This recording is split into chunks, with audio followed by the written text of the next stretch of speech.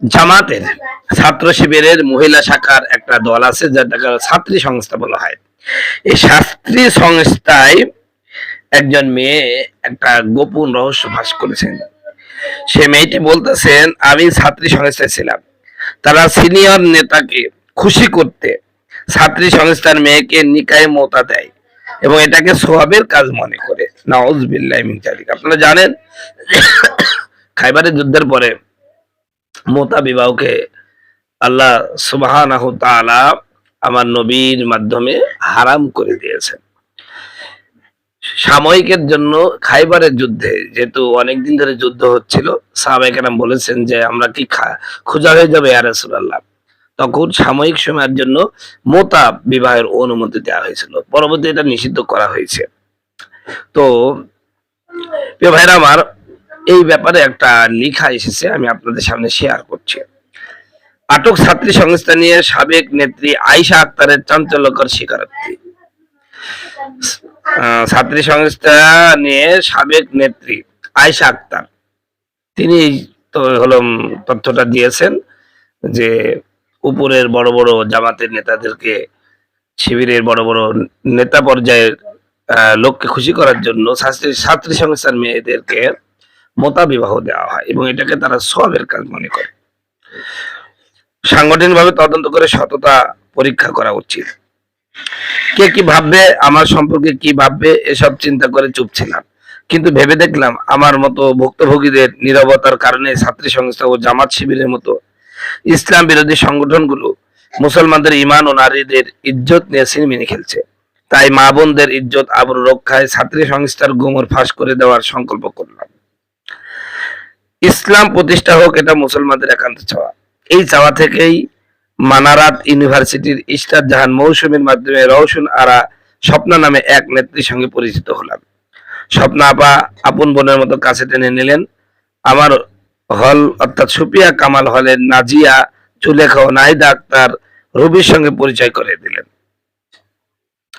প্রথমে blood bank ও group স্টাডির মাধ্যমে আমার সাংগঠনিক কাজ শুরু হয়। আমার সঙ্গে যুক্ত হয় আইন বিভাগের ফারজানা রহমান, জুলজির তানজিনা আক্তার, ইসলামের ইতিহাস বিভাগের এনতিন ও সমাজ বিজ্ঞান বিভাগের আফসানা আক্তার আখি। পরবর্তীতে ইয়ানত নামে টাকা সংগ্রহের দায়িত্ব দেন স্বপ্না আপা। সংগ্রহিত টাকার 20% কমিশন দেওয়া হয়। তিনি জানালেন টাকার প্রয়োজন হলে যেন জানায়। এছাড়া ফেসবুক পেজে ও আইডির মাধ্যমে জামাত শিবিরের প্রচারণা ও সরকার বিরোধী অপপ্রচার চালালে প্রতিটি পেজ বা আইডির জন্য মাসে 8,000 টাকা দেওয়া হবে।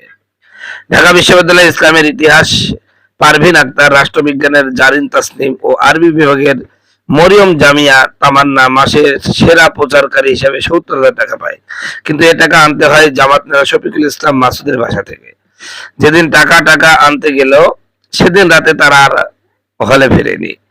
আমার সন্দেহ দেখে ইতিহাস বিভাগের চাঁদনি মুচকি হেসে ট্রেনিং ম্যাটেরিয়ালের শীট দিল, যেখানে আবু আলা মওদুদের উদ্ধৃতি দিয়ে লেখা রয়েছে যে মোতা বিবাহ হালাল, সুন্নিরা হারাম বলে তা সঠিক নয়। আরো লেখা রয়েছে দাসী ভোগ করা হালাল। আইন বিভাগের নাজমা খাতুন বললেন, ছাত্রী সংস্থা ও জামাতের সকল সদস্য আল্লাহর বান্দা বা বান্দি হলেও জান্নাত লাভের জন্য ইমাম তথা নেতার গোলামি করতে হয়। সেই লেকচার শীট পড়ে বোঝা গেল জামাত শিবিরই চাইলেই কাউকে ভোগ করতে পারে, তবে কারো দ্বিধা থাকলে কলিমা পড়ে রাতে মোতা বিবাহ করা হয় এবং সকালে তালাক দেওয়া হয়। নাউজুবিল্লাহ। বলা হয় এতে কোনো গুনাহ হয় না। ধীরে ধীরে বুঝতে পারলাম জামাত শিবিরের নেতাদের মনোরঞ্জন করা ও অপপ্রচার চালানোই ছাত্রী সংস্থার মূল কাজ। প্রাণী বিজ্ঞান বিভাগের তায়েবা তানজিব ও ফলিত পদার্থ বিভাগের ফাইজুন্নেসা আখির সঙ্গে সাংগঠনিক কার্যক্রমে গিয়ে দেখলাম বিভিন্ন স্কুলে গার্ডিয়ান সেজে অন্যান্য অভিভাবকদের সঙ্গে আলাপ করতে হয়। আলাপে স্বামীকে সরকার বরখাস্ত করেছে, সরকার পতন হচ্ছে, মুসলমানদের হত্যা করা হবে, আত্মীয়কে গুম করেছে, চাচাতো বোনকে ধর্ষণ, ছাত্রলীগ ধর্ষণ করেছে ইত্যাদি ইত্যাদি বলতে হয়। ট্যুরিজম অ্যান্ড হসপিটালিটি ম্যানেজমেন্টে খালেদা পারভিন ও ফিনান্স বিভাগের ফারিয়া লিজার দায়িত্ব ছিল মাওলানা আবুল কালাম আজাদ বাশার ও শেখ জামাল সহ জামাত সমর্থক ওয়াজকারীদের কাছে প্রতি সপ্তাহে ছাত্রী সংস্থার সদস্য পাঠানো। রাষ্ট্রবিজ্ঞানের মুনিরা খাতুন ও ম্যানেজমেন্ট মাসুমার কাজ ছিল শিবিরের কাছে নারী সরবরাহ করা। দৈনিক কার্যক্রম সূচিতে কার কবে মাসিক হয় সেটির উল্লেখ থাকে। সেই অনুসারে সদস্যদের পাঠানো হয়, অর্থাৎ পুরো দমে পতিতাবৃত্তি কেন্দ্রিক সংগঠন বললেও ভুল হবে না। প্রতি মাসে অনুষ্ঠিত বৈঠকে স্বপ্না আপা বিভিন্ন মহিলা সাহাবীদের সংগ্রামের কথা উল্লেখ করে বলেন, জান্নাত লাভের জন্য ইসলামী হুকুমত কায়েমে কাজ করতে হবে।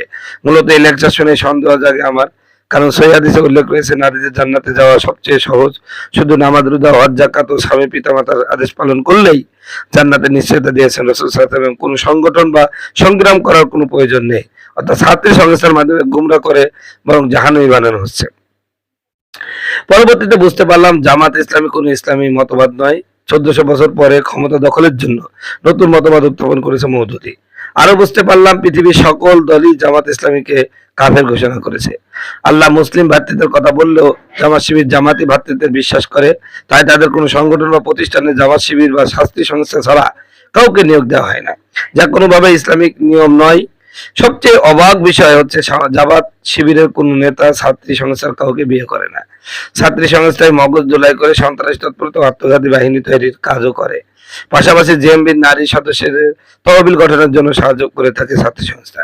এমনকি জাকাত, ফিতরা, দান খয়রাত ও গরিবদের সাহায্য করার কথা বলে এই আনুষঙ্গের দেখভালও করে তারা। সবকিছু অবলোকন করছিলাম, একদিন মোল্লা নাজিম নামে একজনের সঙ্গে দেখা করার জন্য আমাকে বলা হয়। আমি বুঝতে পারলাম আমার ইজ্জত নষ্ট হওয়ার সময় এসেছে।